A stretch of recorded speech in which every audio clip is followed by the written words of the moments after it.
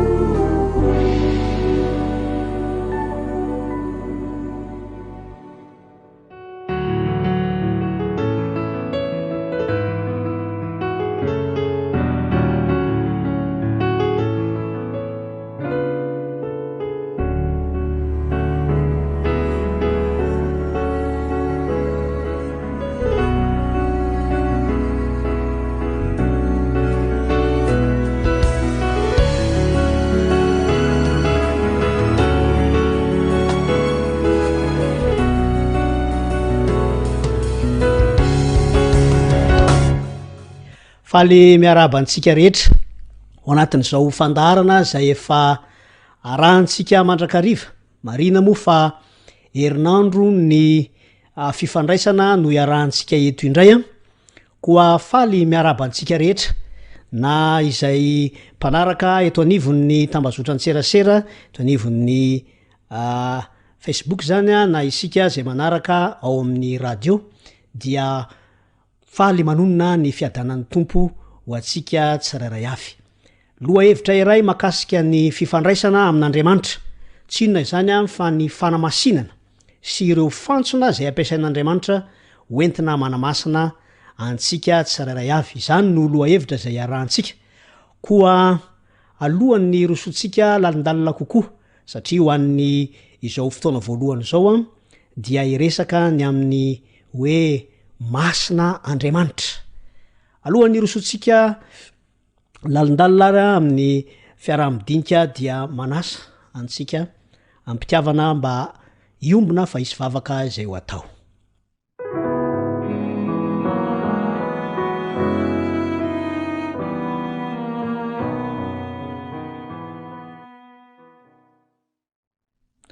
raha inay tsara indrindra zay any an-danitro misaotra anao zahay satria tombontsoany mbola atolotra ao omenao anay afahanay miombona amin'ny alalan'izao fianarana fanarahana ary indrindra fandraisana fampaherezana amin'ny alalan'ny teninao izao raha iso an-tanana momba anay Andriamanitro ary atao matsapa famelan-keloka sy fahadiovana avy aminao zahay ka ny teny rehetra zay ifampizarana sy fampaherezana eto dia alohavan'ny fananao masina any amponay tsirairay avy ahitondra soa ho an'ny ara-panahinay tonona ny vavaka ho amin'ny anaran'i Kristy amen.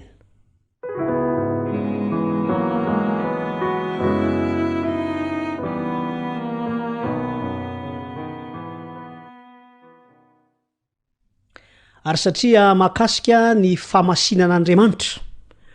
no iandohan'ny loha hevitra dia andeha sahady isika amaky ao amin'ny Levitikos 2:20 ka ny 2:30 vaky toy izao amin'ny anaran'i Kristy hoe ary aza manamavo ny anarako masina fa ho amasinina eo amin'ny zanak'Israely aho za Jehova zay nitondra anareo nivoaka avy tany amin'ny tany Egipta mba ho Andriamanitra reo no manamasina anareo izaho no Jehova. Raha izany teny zany no arahantsika sy raisintsika dia manambara ny tenany Andriamanitra. Manambara ny tenany Andriamanitra amin'ny masina azy satria izy mihitsy no milaza fa masina ny tenany. Tombontsoa antsika ny mahafantatra fa Andriamanitra dia masina satria izy raha teo no manamasina antsika. Kanefa alohan'ny mbola irosotsika lalindalina ny amin'ny fandraisana tombontsoa amin'ny fahalalantsika fa Andriamanitra ny manamasina antsika dia andeha aloha isika haka fahazahoanantoka ny amin'ny fatakarana ny teny hoe masina izay azo antoka fa manana heviny maro arakaraky ny teny eo aloha sy ao arinany fa telo amin'izany hevitra izany na hoe ny hevitry ny teny hoe masina no ndeha ho jerentsika ka ny voalohany dia mahakasika ny famasinan'Andriamanitra ary ny faharoa kosa dia ny hevitry ny teny hoe masina amma voatokana ka isy teboka roa ho marina manokana amin'izany. Raha ho jerentsika aza ilay voalohany ny amin'ny teny hoe masina momba n'Andriamanitra satria tsy misy afa-tsy Andriamanitra no manana izany famasinana zany ao amin'ny tenany. Zany hoe raha miresaka zany isika hoe masina Andriamanitra dia tsy hoe nisy nanamasina izy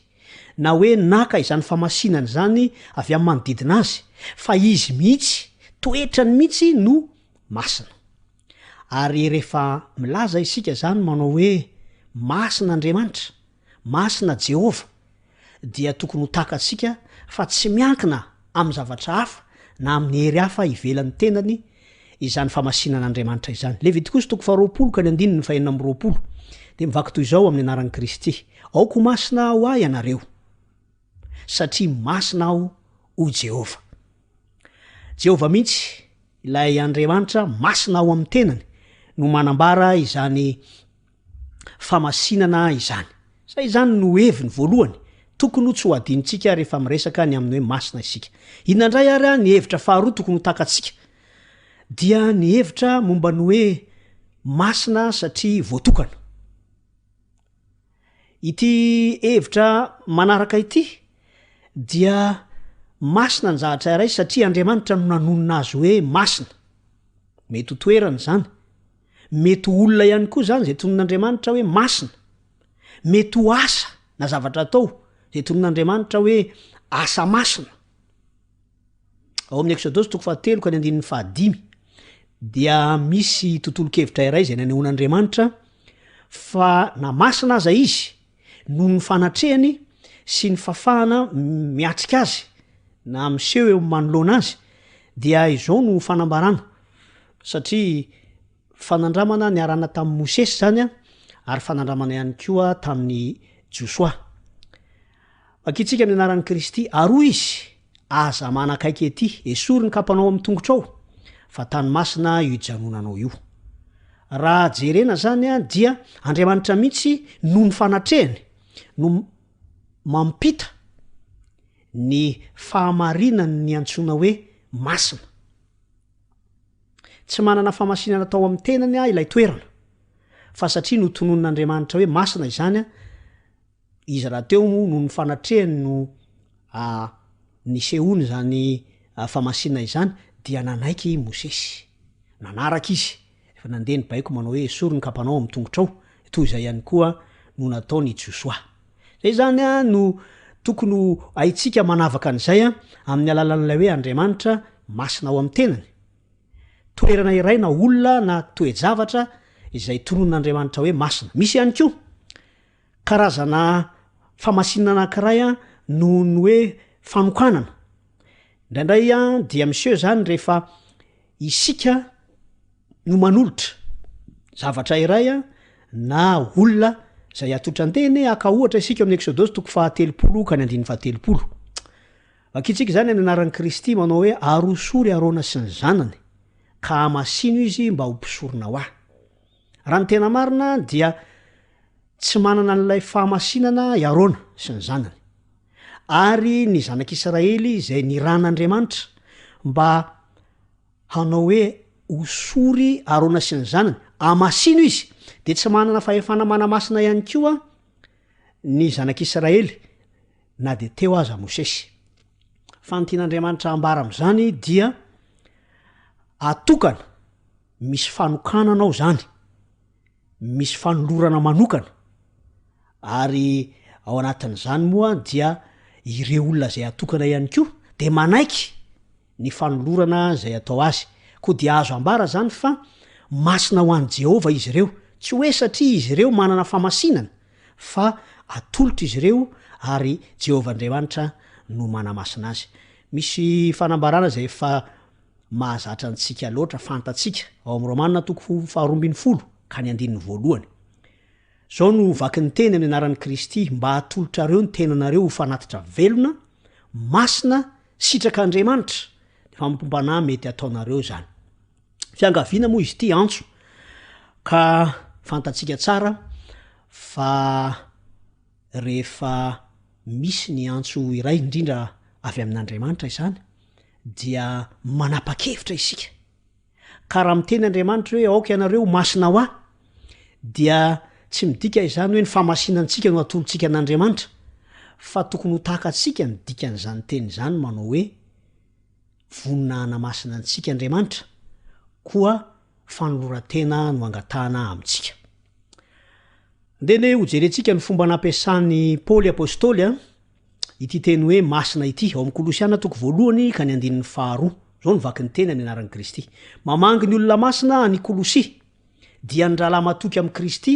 ho aminareo ane ny fahasoavana sy ny fiadanana avy amin'Andriamanitra raintsika raha milaza Paoly apôstôly manao hoe mamangy ny olona masina any Kolosi dia tsy azontsika atao ny tonga de ilaza manao hoe ny dikan'izany de hoe mamangy ny olona tsy manota any Kolosi raha Andriamanitra no resahana fa masina dia afaka mieritreritra isika manao hoe Andriamanitra tsy manota tsy misy aloka kely akory ny amin'ny fiodinana momba an'Andriamanitra ary tanteraka feno famasinana azontsika ataony mieritreritra an'izay fa raha olombelona samy olombelona na zavatra hafa araky ny fahatakaratsika teo eto zany zao dia ireo pino any amin'ny fiangonana any Kolosi zany no antsoina hoe mamangy ny olona masina tsy afaka eritreritra mihitsy isika hoe tsy manota ry zareo fa manana fikendrena tsara izy ny amin'ny antson'Andriamanitra dia ho tonga amin'ny famasinana ary azo atao tsara ny milazan'izany fa tokony ho haitsika ny manavaka azy Hebreo 7 ka ny 1 de toy zany any koa amin'izany rahalahy masina mpiombona ny fiantsoana avy any an-danitra evero ny apôstôly sy mpisorona be zay ketsika dia Jesosy rahalahy masina ranabavy masina tsy afaka amita tena isika ka ilaza manao hoe raha mampiasa ity teny hoe masina ity ho an'ny rahalahy sy anabavitsika dia anambara fa tsy manota ny dikan'izany tsia ary raha misy miantso atsika an'izany ihany koa dia aoka tsy amita tena ka ilaza manao hoe ay kosa efa tonga amin'ny fatanterahana zany matoa antsoina hoe masina fa fiombonana antso zany izay ataon'Andriamanitra amintsika satria Andriamanitra no manamasina atsika ka ny teny hoe masina zany a dia tokony ao anatin'ny fatakarana tsara an'izay teny izay ny fiavany araky ny nanambarantsika teo no atakarantsika azy ny fanekentsika n'Andriamanitra amin'ny finoana manomboka eo amin'ny fisiny ny heriny ny fitiavany dia ekentsika ny famasinan'Andriamanitra izany finoantsika zany a no iankinany zavatra rehetra satria raha toka tsy ampy na mety mitongilana ny finoantsika dia mety tsy ho takatsika na tsy ho ekentsika ny asan'Andriamanitra izay anamasina atsika zany anefa ny fikendrena ambony tsara indrindra zay tian'Andriamanitra ho tanterana ho ay sy ho anao eto ihany koa de tsara ny manamarika fa ity famasinana zay resana tian'Andriamanitra atao amintsika ity dia ara-panahy tsy mbola tonga de mieritreritra isika hoe afa ankoatran'izany ny famasinana ary zay indrindra raha toka maheno isika eny andavanandro eny manao hoe masina ny tanindrazana tokony ho haitsika ny dikan'izany tsisy ifandraisany amin'ny hoe tsy manota izany na hoe mahavonjy fa ny famasinana zay ho ataon'Andriamanitra amin'ny tenako ny tenanao isika zay manana ny fikendrena tsara ny amin'ny fiainana mandrakizay dia fanamasinana mitondra ho amin'ny famonjena na marimarina kokoa fanamasinana natao homendrika ny toerana zay no manan'Andriamanitra ho antsika noho izany a dia iodikodina ao anatin'ny fanamasinana zay ataon'Andriamanitra io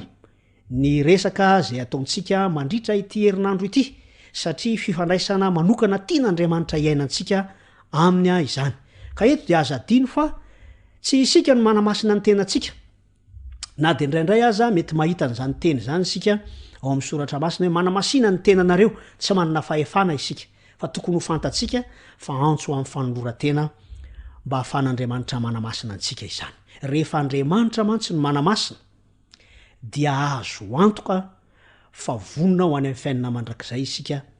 satria izy no mandray atanana ny fanamasinana antsika ny antony de satria amasininy hatrany amin'ny sitrapo ny fotom-pisainana ny antony manosika ny momba antsika manontolo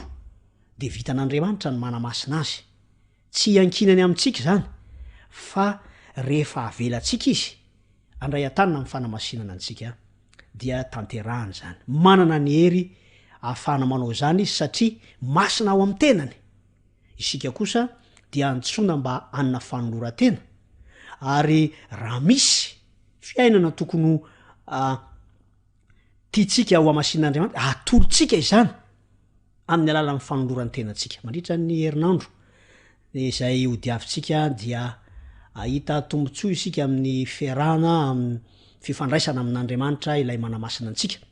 koa indro misy teny fikasana zay atolotra atsika isalony anina voalohany toko 5 ka ny 7 rahantsika mamaky zany amin'ny anaran'i Kristy ary Andriamanitra ny fiadanana ne amasina anareo samy ho tanteraka ka arovana avokoa ny fanahinareo na ny ainareo na ny tenanareo ho tanteraka atsy anantsiny amin'ny fiavian'i Jesosy Kristy tompontsika ny tanjona dia ny ovovonjy fa tsy ny hoe masina fotsiny eto amin'ity tontolo misy atsika zay voafetra ity noho izany a dia aoka Andriamanitra ny alalan'izany teny fikasana izany a ho ekentsika endrika fanolorantena izany a fanapaha-kevitra koa sitraka indrindra ny hanonona vavaka izay iverintsika fa iombonantsika tsirairay avy mba itombony ny fanolorantenatsika ho amin'izany Andriamanitra manamasina antsika izany koa asaina tanandroa ary ianao a asaina tanandroa isika fa izy vavaka azy eo tononona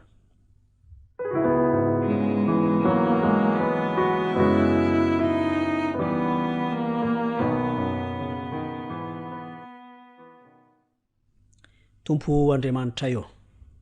misaotranao izay no ny tombontsoa zay nomenao anay tombontsoa izay ahafahanay manantena satria fahazaonantoka ny teny fikasana fa ianao no manamasina afaka manamasina anay ny momba anay rehetra ianao koa omeo anay tompo ny finoana matanjaka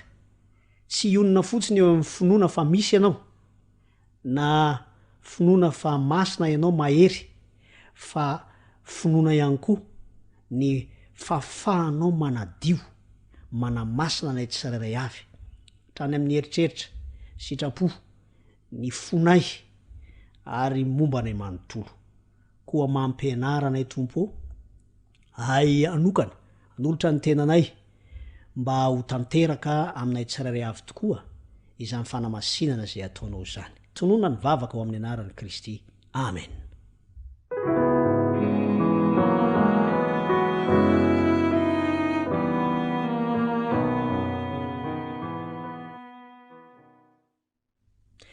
Sitrapon'Andriamanitra ny anamasina antsika ko noho izany a dia manasanao indray rahampitso mba hiomana ho amin'ny loha hevitra izay toy ny ty anojerentsika tamin'ity fotoana ity izay ahitantsika fa Andriamanitra no manamasina ny momba antsika rehetra koa mankasitraka ary ny fiadanan'ny tompo ane ho amintsika tsiraray avy veloma tompoko.